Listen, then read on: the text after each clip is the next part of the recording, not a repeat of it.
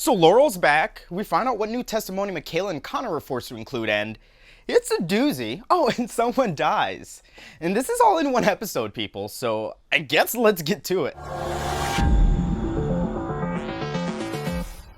Welcome back! So this video is going to be about episode 14 of How to Get Away with Murder's 6th season titled Annalise Keating Is Dead. I'll include a recap along with some analysis and predictions as to what I think could happen in the final episode. And oh yes, this will be long and there will be spoilers. But before we get started, thank you for watching. I do release new videos weekly, so if you dig my content, hit subscribe and that thumbs up to see more videos like this one. No, seriously, pause the video and thumbs it up. I also take my top 3 favorite comments from my last video and then feature them at the end of this one here, so be sure to stick around for that. And one last thing, the YouTube live I had with you was so much fun that I'm gonna do another so we can gather our thoughts before the series finale. Based on your votes, we'll be doing it Tuesday, May 12th at 7 p.m. Pacific Standard Time, so mark your calendar How to Get Away with Murderers. It'll be a good time. Alright, let's jump right into it. So it's finally the day of Annalise's big trial and everyone's getting ready. Annalise is alone while Oliver is with Connor and Michaela is with Solomon, and Michaela, she's right at the top of my shit list after this episode, but we'll get there. First, the show did this new thing where they tuned into Annalise's inner dialogue with herself, and it was done phenomenally well. It was so interesting to hear her insecurities and process of thinking. We typically see her as this strong, take no bullshit queen, but it was grounding to portray the character in a new way for us to connect even deeper. All I gotta say is guns or no guns, and you know exactly what scene I'm talking about. I'm also so happy she went with her natural hair. If she's gonna go down, she's going down as herself. She's Annalise damn Keating. So while this is happening, we flash back to AK telling Bonnie about Frank being Hannah and Sam's child. Annalise wants Bonnie to confront Hannah's lawyer and convince Hannah to testify, admitting her role in the conspiracy with the Castillos and Burkhead. Bonnie wants to tell Frank the truth, but AK isn't having it. She feels Frank will go run into his parents and ruin the plan. Now this got me thinking, has Frank met Aunt Bev? Does she have any importance in all this? Because every time she's mentioned, it's like, is Hannah Aunt Bev? Is Eve Aunt Bev? Can we meet Aunt Bev and see what she looks like, please? Also, props to Bonnie for holding her own with Hannah's lawyer. And when she laid down the facts and was just like, I'll wait outside while you call her, I was like, go ahead, Bonnie. Oh, and to address a question a lot of you were asking, when they tested Frank's DNA against Sam, it came back showing an absence of heterozygosity or whatever, which basically means both the mother and father's genetic contributions are identical. So that is confirmation that Hannah is the mother. Side note, while Connor is getting dressed, he and Oliver are discussing their lives after the trial is over and jail sentences have been completed, and he feels guilty about not telling Michaela about signing the new immunity deal. We'll come back to that. As for Michaela, she's dressed too much like an alpha, and Solomon wants Michaela to dress it down and look more like a victim. Does anyone else get bugged by the presence of Solomon? I just do not trust that man and feel like he's a bad influence because I really used to like Michaela until this episode. Okay, so moving right along here, this is where things start getting intense, and believe me, the intensity does not stop from this moment forward. While in court, the opposing lawyer petitions to have Tegan removed from defending Annalise because it's a conflict of interest. But not the love conflict you might be thinking, and they have a witness to vouch for this conflict of interest. So Laurel's ass walks in like she ain't been gone for an entire season of the show, and we finally get some answers. Apparently Laurel left because she was scared of her father. He had already tried to take baby Christopher away, so she was scared he'd do it again. Then, conveniently leaving out the blackmail part, she asked Tegan to help her leave because Tegan was involved in Laurel's kidnapping case back in the day. Now, they don't explain how Tegan got baby Christopher out of the house, but a couple of you have mentioned Cora because she's a tech something for the whatever it's called. So she'd have the skill to loop the security footage, and I really don't feel like looking up her job title right now. So that would make sense. But yeah, Laurel is now a witness with an immunity deal testifying against Annalise. Yay! So just to get over all the bullshit, Annalise just decides to represent herself against Tegan's better judgment. Again, love the inner dialogue. So Annalise, Frank, and Bonnie convene and awkwardly stare at Laurel because it's indeed awkward while Laurel stands there cradling Christopher while they just glare at her. Anyway, after Frank asks about the incest crap, Annalise has him go find out the terms of the immunity deals so she and Bonnie can figure out the incest crap. Apparently, Hannah wants an NDA with a $100 million penalty if Annalise tells anyone else about Frank being the child of Hannah and Sam. Meanwhile, Frank calls Nate and let's check up on our good old buddy Nate. So Nate's visiting an inmate and wouldn't you know it, it's Jorge Damn Castillo. Nate is coming in clutch right now. He heard all of us talking shit and was like, hold up, let me show you what I be working with. But look, Nate used to be a detective. This kind of shit is in his blood. But he's also responsible for sending Rebecca into the Keating house and endangering her life, getting involved in most of the following murders, then brutally beating an innocent man, i.e. D.A. Miller, then killing another, i.e. Xavier, which Nate conveniently doesn't mention to Jorge. We'll get into Nate more a bit later, but right now, Nate is trying to convince Jorge to testify against Burkhead because the feds will reduce his sentence. Will they though? And apparently it's because they want Burkhead arrested more. Do they though? Point is, Nate is playing Jorge hard, and I love it. But wait, it gets better. Nate is literally trying to do the same thing the FBI has been doing to Annalise and the Keating 5 or 4 or whatever they are at this point. The Keating crew is what we'll call them. But Nate is breaking the alliances down from the inside the exact same time AK is attempting the same with Hannah. Jorge Castillo and Hannah Keating testifying against Burkhead would be huge. To top it off, Agent Murderer has already confirmed Burkhead's involvement, so let's go ahead and take her down. Okay, so there's going to be a section at the end of this where I discuss final predictions for each character, so I'm going to save the juicy stuff for that. Right now, let's move on to the trial of the century. Both Annalise and, wait, where's blonde lawyer lady? Whatever, we'll just make up a new name. Okay, so both Annalise and random government lawyer dude have their opening statements, and holy leaping lizards, Batman, this scene was fire. That's it. I got chills. The entire show has been building up to this moment. Like, we all knew this was inevitable, but to see it play out like this is just incredible. So Laurel runs into Michaela, Connor, and Oliver, and her first word is hi.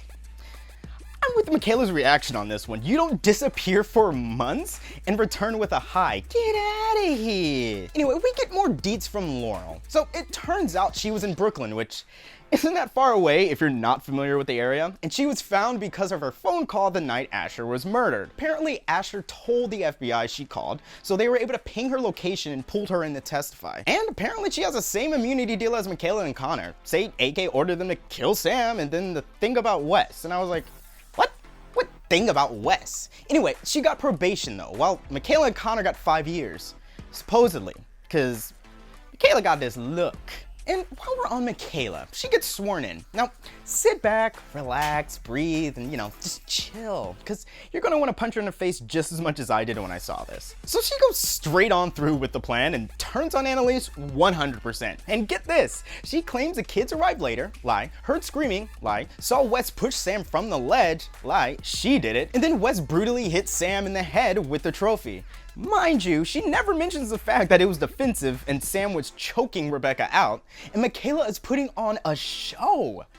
This girl got my blood pressure going high. Oh, and on top of that, she claims Annalise told Wes to do it, how to do it, and all that.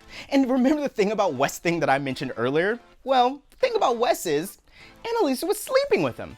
Yeah, Annalise, that's the exact same face I made when she said that too. The audacity of Michaela to say all of that, knowing good and well it was a lie, and knowing that Annalise has been busting her ass protecting her.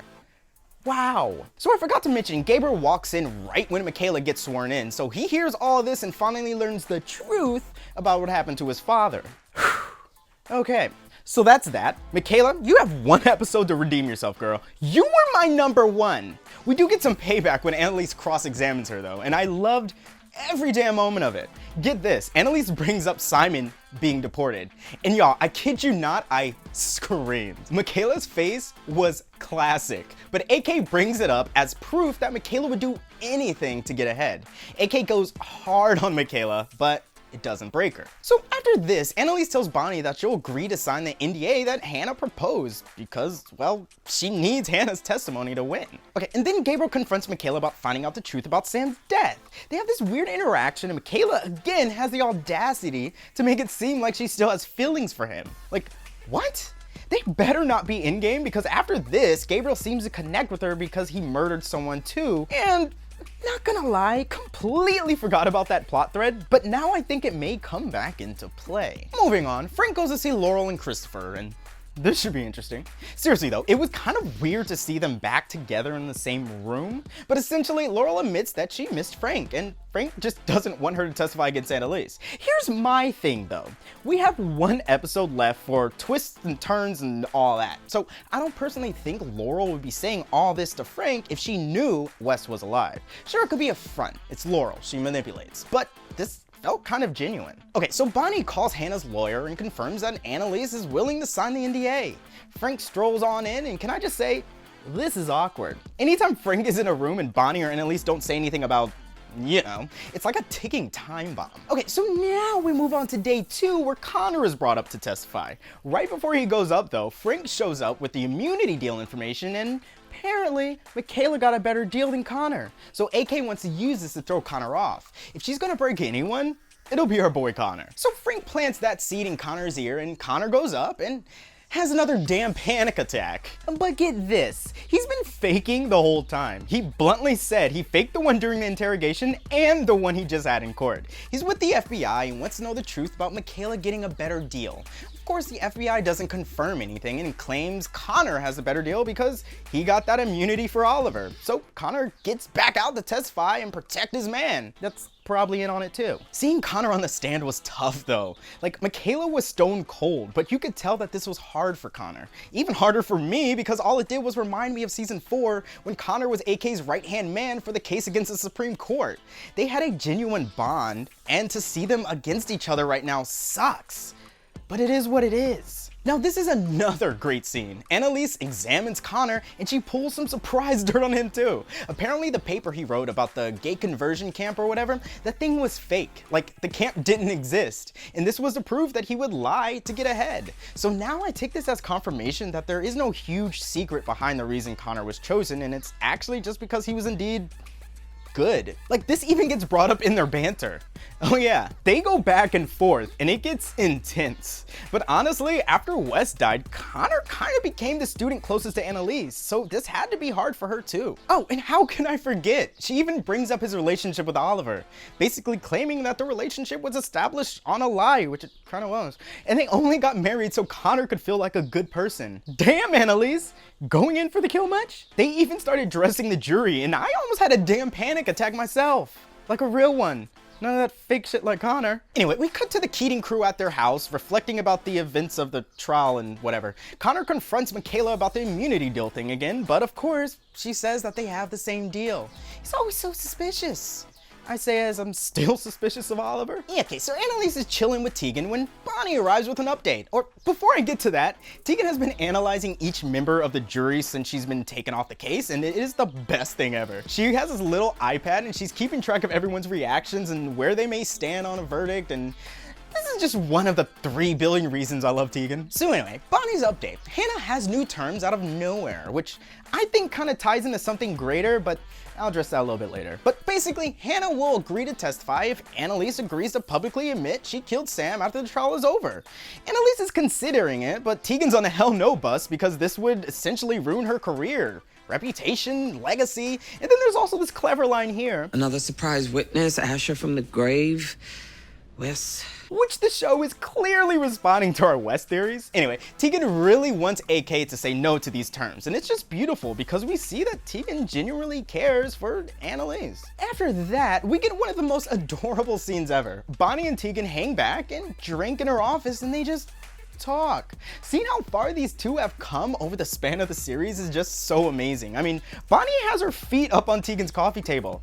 She hella comfortable. Not gonna lie, definitely thought Tegan might have been poisoning Bonnie like what happened to Emmett, but no. She's not the one that dies this episode. We'll get there. Bonnie, of course, because everyone can see it though, calls Tegan out on her feelings towards Annalise, and Tegan yet again delivers my favorite line of the episode. And Hannah's the one who started all this with her sexy sister act. Okay, let's cut to Annalise because I think this scene here is key. Oh, and have I mentioned that I love Annalise's inner dialogue? So AK's talking to herself, working through this whole NDA and confession bullshit, and she walks out onto her balcony while trying to figure out how she can outsmart Hannah. Now, I'm probably reading into this, but this felt very Evil Queen to me, and I think maybe this balcony plays a part in the faking of her death. Although this could be a major stretch, but you know me, I think Annalise eating a box of cereal symbolizes Wes being alive, so... Anyway, Frank meets up with Laurel in a parking garage and surprise! Annalise is there. And so begins one of the best scenes of this season. Laurel is on the stand and she's testifying against Annalise, and this is intercut with Annalise trying to convince Laurel to tell the truth in court. Or their version of it. So here we go. Laurel's going about telling the same old tired lie Michaela and Connor went up and said. While in the meantime, Annalise is desperately trying to convince Laurel to change her testimony in the flashback. But Laurel isn't having it. She has to protect her child, and you know what? It's a valid argument. If it comes down to Christopher or Annalise, I'd choose my kid too. But come on, Annalise did save Christopher's life, and Laurel's wrong for saying she ain't taking advice from someone who isn't a mother. Like Laurel. What do you think Annalise been doing these last 6 seasons with y'all? Being your damn mother. Anyway, all hope is lost until this happens. I'm sorry. Everything I've said on the stand here has been a lie that Agent Lanford asked me to say. I'm not playing. I lost it when this happened, and my heart was racing during this entire scene. The FBI looking mighty nervous right now. Anyway, this fool objects his own damn witness, and I am getting goosebumps thinking about how excited I was when this went down. And boom! There it is. Laurel came through. Remember that time I told you Laurel was my favorite character and she could do no wrong? Yeah, me either. But Laurel straight up redeemed herself this episode, so take notes, Michaela. Okay, before I move on, can we all just agree that Tegan's doubt dance was everything? Doubt and doubt and more doubt.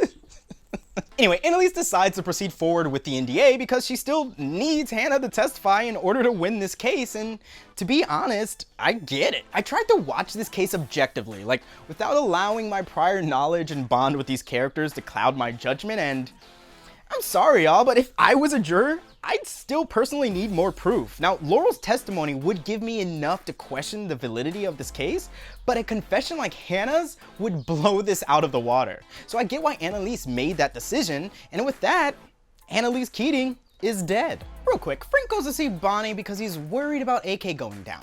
She goes down, they go down too. Anyway, this fool tells Bonnie that he doesn't want to keep secrets anymore.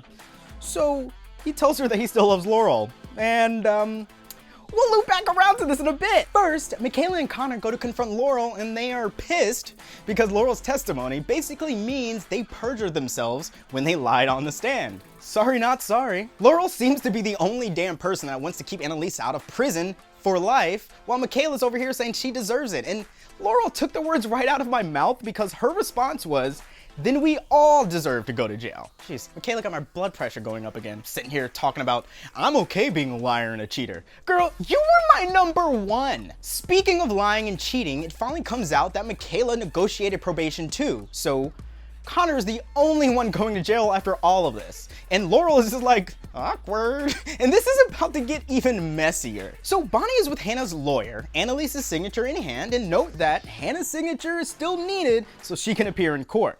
Michaela and Connor remain with Laurel when everyone starts getting notifications. Real quick, it's actually interesting when Michaela says Connor can get the same probation deal, he accuses Solomon of paying off the FBI. Now you're speaking my language, Connor. Just add Oliver to that list too. Anyway, Laurel reveals that her brother was found dead. And was it just me, or did she say it in the most nonchalant way possible? Cut to Annalise and Tegan chilling at AK's apartment, and they're watching the same news report. And she knows it was Nate. Speaking of Nate, quick question. So, Nate's still with Jorge, right? Was he just sitting there in silence until the timing was right so he could show Jorge the phone with the report of Xavier's death? Because his timing was immaculate. Check this out though. Nate accuses Burkhead of the murder, using this as fuel to get Jorge to testify against her. Genius! Now, I'm not 100% sure how much of this Jorge believes, but I kind of feel like Nate's got him. Anyway, Bonnie comes barging into AK's apartment while she and Tegan are celebrating with some sparkling water. She's got news though, and not the news about Xavier. Remember how I said someone dies? Well, Hannah's lawyer went to have her sign the paperwork and she's dead. And they're claiming it was a suicide, but it was obviously Burkhead, right? Or it could be Frank. How, you ask? Well, remember when Bonnie and Frank talked after Annalise Keating died? Well, Frank doesn't love Laurel as much as he loves Bonnie, and Bonnie is just so touched that she just can't lie to him anymore. And that was the episode. Bonnie. Bonnie. What did you do? Okay, I guess this is it, people. We've come down to that moment. the moment of final predictions. Before I go off on my own tangent, let me know your thoughts down below. Thoughts on the episode, your predictions, how life will be empty after the show ends. Comment it all down below. And while you do that, let's break down my thoughts. I can't believe they threw another murder at us. I can confidently say I did not see any of that coming, like 0%. But my general thoughts consist of this. How dare you, Michaela? Nate, you came through hard. Tegan, you and your doubt dance are the only ones that always have AK's back, and I love you for that. Laurel, I never doubted you. Okay, that last one was a lie, but let's dive into the theory section of this video. So we know not everyone will get a happy ending, and as the 3 people in the core group that have actually committed murder, I don't see Nate, Bonnie, or Frank getting a happy ending. In fact, I don't see Frank making it out of this alive, nor do I think he's the one that killed Hannah. Entirely too many fingers are pointed at him. I do believe he confronted her, but nothing more than that. Now, if Frank happens to die, that defaults as an unhappy ending for Bonnie. Bonnie has been through so much, y'all. Like, her literal tortured childhood, getting manipulated by Sam, and her terrible love life. D.A. Miller, dead, she killed him. Asher, dead, and he turned on all of them. Frank, well, let's face it, she fell for a product of incest who also happens to have the largest kill count on this show. I do think that D.A. Miller needs justice, but I feel like she deserves to just leave town and start anew. Plus, once I get through my updated version of the Snow White analogy, maybe Miller isn't a great guy after all. Now, let's talk Nate. He did brutally beat up a supposed innocent man and then kill a not so good one. But what if he gets some sort of twisted happy ending? So we know Jorge is on the verge of turning on Governor Burkhead. Let's say he does and Burkhead goes down, but she admits that she wasn't responsible for Xavier's death. Now say Nate owns up to it because he's a good guy, part of his plan all along. Now he gets arrested, goes to prison, same prison as Jorge Castillo, then boom, Nate takes him out, gets complete justice, and then takes down the last evil of the Castillo family in the process. Now, the kids. When Michaela and Connor confronted Laurel at the end, I didn't quite get how Annalise winning would protect them. I feel like the FBI could then just investigate the kids, right? But again, I don't know law. So if someone gets that, comment it down below. Anyway, I do think Annalise is going to win this case with Jorge's testimony. So that leaves Connor with 5 years and Laurel and Michaela with no years. Ollie will have to say goodbye to his boo bear for a bit, and I'll finally have to admit that there's nothing fishy about Oliver. I think he's clean. Never thought I'd see this day, yet here it is. Let's just move on before I take it back. So Laurel's gonna take Christopher to Brooklyn or wherever and just live off her family's money. Probably never even becoming a lawyer. And Michaela partnering up with Shady Solomon to become the next successful, lying, cheating elite of society. Bye, girl. So that leads us to Annalise and the whole Snow White analogy. Now, I'm not saying this is any better than any of yours, but it's one I haven't heard a lot of, and I wanted to just toss it out there. But I was thinking about the Snow White analogy, like really thinking about it. Then something sparked when I read Yar Justin's comment. I really looked at those words. Now, in the Snow White analogy, what if Burkhead is Snow White? She's a famous, imperious, and legendary woman, and let's say Annalise is the evil queen who harassed Snow White, just as AK has done to Burkhead. And when AK referred to the 7 dwarves, we only assumed it was referring to the Keating crew. These scenes were actually shown intercut with Burkhead speaking on the news regarding the allegations against her.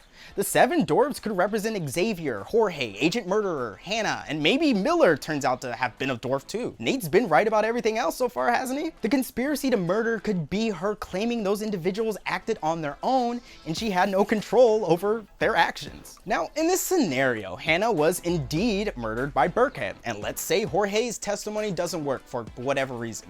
Annalise could easily fake her death and then pin it on Burkhead, take her down once and for all. Okay, so this isn't completely sound by any means, as it doesn't explain why Wes is at Annalise's funeral, but what if that just does turn out to be a vision in Annalise's head? Annalise could be free, chilling on the beach with Tegan.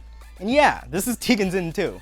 And for those who have seen the promo for next week's episode, there appears to be some sort of gunshot, then some screaming, then some crying, and I'm thinking that could be a place where some disgruntled person I'll get to in a sec will be shooting Annalise because she's Annalise, and maybe Frank dives in front of the bullet to protect her. That would be his death and liberation. Now, as for the shooter, I don't know, Gabriel comes to mind, I guess. He was only present for Michaela's testimony, so that's his truth. And I couldn't spot him in the crowd for Laurel's, so what if he shows up with a gun to take Annalise out on his own? This episode did make sure to remind us that he's killed before.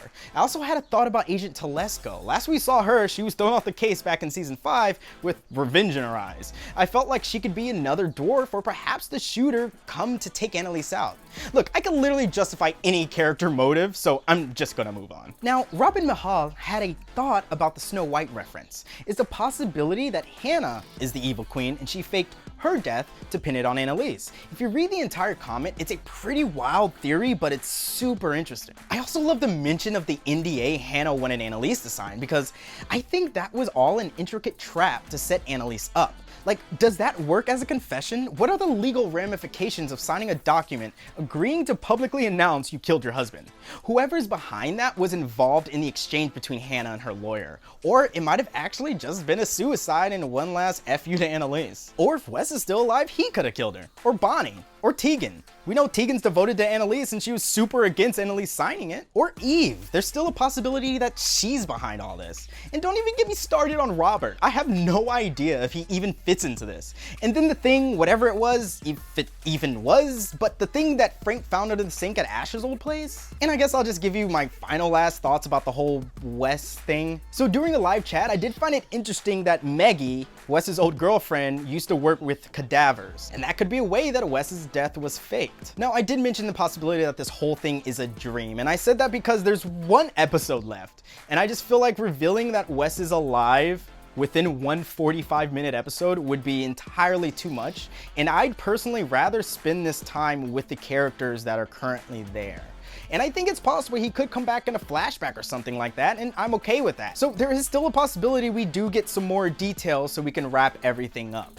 But I just feel like at this point, saying Wes is alive is kind of a huge stretch for them to try to reveal that and tie it all up along with everything else they have in one episode. So there's that. If you want to hear my full thoughts on the whole Wes is alive thing, I do have a video which will be linked somewhere here you can check out. Most of those theories really haven't changed at this point. So let's sum this all up. Who killed Hannah? Who kills Annalise? Is Wes alive? Does anyone get away with murder? I don't know, but I'll be right there watching with you when it's all revealed. And with that said, here's the last of my top 3 favorite comments from my last video. See what I did there? All right, and this one comes from Rima K. And my favorite part about this is they theorize that Nate actually knows that Frank is the child of Hannah and Sam. Like, he was able to put it together somehow. And that's why he kept quiet about his plan and wouldn't share it with Frank, even though Frank's not necessarily supposed to be the enemy. So basically, Nate is back on Annalise's side. And this ties into what I was saying earlier about thinking that Nate may be the one who comes in clutch for this whole thing. And then there's a bonus one here just because I thought it was hilarious, but it's from Tino17. How to Get Away with Murder. The show that made a dangerous Google search not as dangerous. Facts. All right, thank you so much for watching, especially if you're here with me all the way at the end.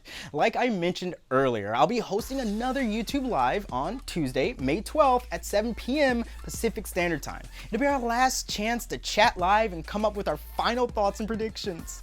I'm super excited, so make sure to be there. Okay, please stay safe and healthy out there, everyone, and comment below with your thoughts on this episode, or just say hi if you want.